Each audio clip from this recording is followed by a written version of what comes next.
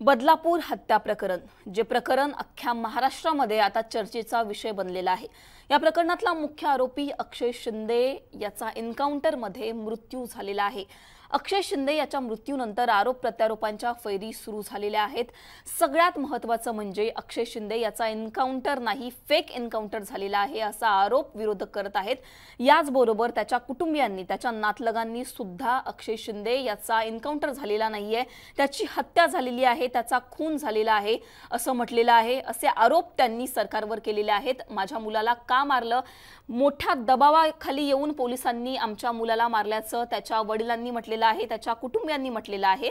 या सगळ्यानंतर आता अक्षय शिंदेच्या वडिलांनी हायकोर्टामध्ये धाव घेतलेली आहे। हायकोर्टामध्ये आता या सगळ्या संदर्भामध्ये सुनावणी सुद्धा पार पडलेली आहे आणि त्यानंतर महत्त्वाचं म्हणजेच हायकोर्टानं सरकारची कान उघडणी केलेली आहे। मोठ्या प्रमाणात सवालांची सरबत्तीच सरकारवर हायकोर्टानं केलेली आहे। सगळ्यात महत्त्वाचं म्हणजे हा एन्काउंटर होऊ शकत नाही, एन्काउंटरची व्याख्या वेगळी आहे असं सुद्धा हायकोर्टानं म्हटलेलं आहे। एकूणच आज हायकोर्टामध्ये जी सुनावणी पार पडली याच्यामध्ये नेमकं काय काय घडलं, हायकोर्टाने कुठले निर्देश दिलेले आहेत सरकारला, हे सगळं जाणून घेणार आहोत या व्हिडिओच्या माध्यमातून।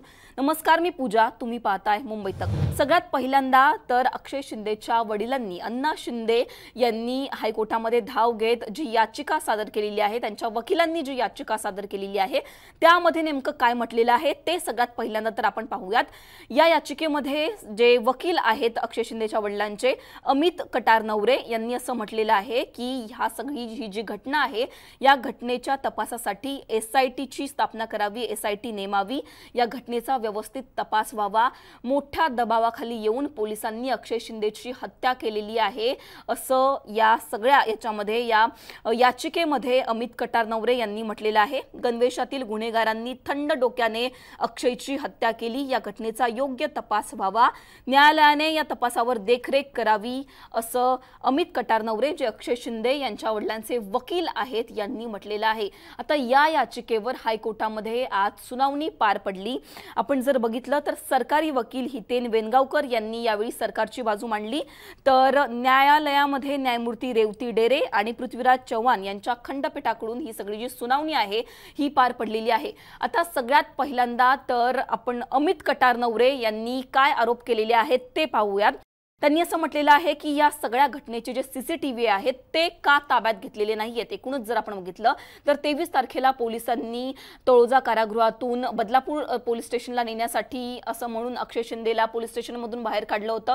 त्यानंतर जे काही झालं, जो एन्काउंटर झाला त्याचा एकही CCTV, एकही घटनेचा CCTV समोर आलेला नाहीये। हे सगळे CCTV कुठे गायब आहेत असं अक्षय शिंदेच्या वडिलांच्या वकिलांनी म्हटलेलं आहे।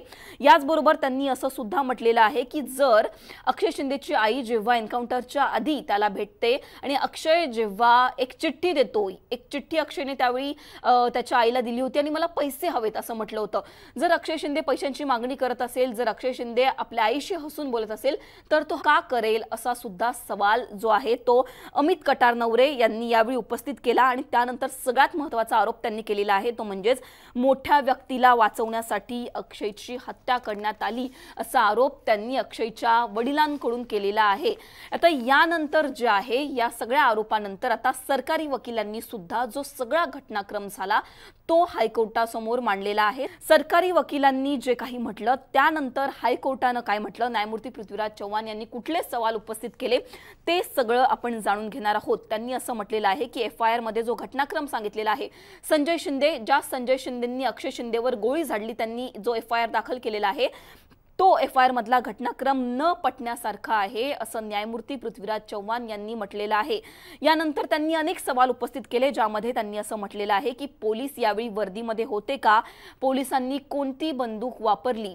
यानंतर सरकारी वकिलांनी असं म्हटलं की पोलिसांनी पिस्तूल वापरली। यानंतर कोर्टानं सवाल उपस्थित केला, जर पोलिसांनी पिस्तूल वापरली होती आणि जर अक्षयने पिस्तूल घेऊन पोलिसांवर हा सगळा गोळीबार केला असं तुम्ही म्हणताय तर ते अशक्य आहे। हायकोर्टाने याच्यावर काय म्हटलं, न्यायमूर्ती पृथ्वीराज चव्हाण यांनी काय म्हटलं जे की सर्वात महत्त्वाचं आहे ते बघा। एखाद्या व्यक्तीला प्रशिक्षण नसताना पिस्तूल अनलॉक करून ती फायर करणं कसं शक्य आहे। सामान्य व्यक्तीला पिस्तुलाचा वरचा लॉक उघडता येत नाही, स्लाइडर मागे खेचता येत नाही, त्यासाठी ट्रेनिंग आवश्यक आहे। एकूणच जर आपण बघितलं तर हा सगळ्यात महत्त्वाचा सवाल त्यांनी इथे उपस्थित केलेला आहे की अक्षय शिंदे एक सामान्य माणूस आहे, त्याला हे पिस्तूल वापरणं कसं, ट्रेनिंग शिवाय कसं शक्य आहे। यानंतर हा सगळा घटनाक्रम जो सरकारी वकिलांनी सांगितला तो न पटण्यासारखा आहे असं हायकोर्टाने म्हटलेलं आहे। यानंतर जे महत्त्वाचे निर्देश हायकोर्टाने सरकारला दिलेले आहेत, जी कानउघडणी केलेली आहेत, ते आपण आता पाहणार आहोत। कुठले प्रश्न हायकोर्टाने उपस्थित केले यामध्ये त्यांनी असं म्हटलं की आरोपीला काबू करायला हवं होतं, त्याला गोळी का मारली, आरोपीला 4 पोलीस थांबवू शकत नव्हते का।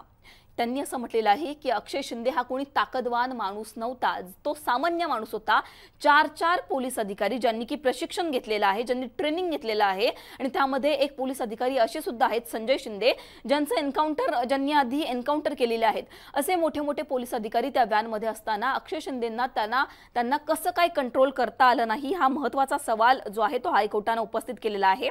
आरोपीला 4 पोलीस थांबवू शकत नव्हते का, आरोपीच्या डोक्यात गोळी का घातली, गोळी किती अंतरावरून घातली असं सुद्धा त्यांनी म्हटलेलं आहे। आणि त्यानंतर पोलीस डोक्यात गोळी मारतात की पायावर असं सुद्धा त्यांनी म्हटलेलं आहे। गोळी मारणारे अधिकारी कोणत्या बॅचचे होते, न्यायमूर्ती पृथ्वीराज चव्हाण यांच्याकडून हे सगळे सवाल उपस्थित करण्यात आलेले आहेत। गोळी संदर्भातला फॉरेन्सिक रिपोर्ट द्या असं सुद्धा त्यांनी म्हटलेलं आहे। त्यानंतर तपास, या सगळ्या घटनेचा तपास कधीपर्यंत होईल असा सवाल त्यांनी केला। जखमी पोलीस अधिकाऱ्यांचं मेडिकल रिपोर्ट सादर करा, जे पोलीस अधिकारी या सगळ्या घटनेमध्ये एन्काउंटरमध्ये जखमी झालेले आहेत त्यांचं जे आहे ते मेडिकल रिपोर्ट सादर करा असं सुद्धा त्यांनी म्हटलेलं आहे। जर 3 गोळ्या अक्षयने झाडल्या असतील तर बाकीच्या 2 गोळ्या कुठे आहेत असा सुद्धा सवाल हायकोर्टाने उपस्थित केला। त्यानंतर पोस्टमॉर्टम रिपोर्ट पाहिल्यानंतर कोर्टाने असं सुद्धा निरीक्षण दिलं की गोळी जवळून मारली गेली। पोलिसांची पिस्तूल अनलॉक होती का असं सुद्धा त्यांनी विचारलं।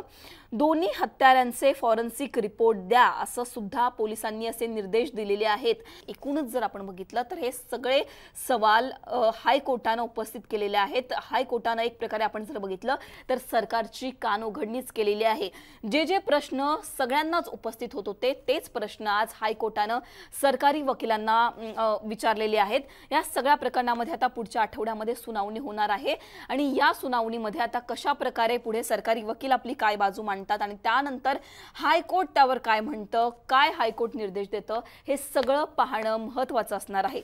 तुम्हाला या सगळ्यांवर काय वाटतं हे आम्हाला कमेंट सेक्शनमध्ये नक्की कळवा आणि मुंबई तकला तुम्ही जर सबस्क्राइब केलं नसेल तर सबस्क्राइब करायला विसरू नका। धन्यवाद।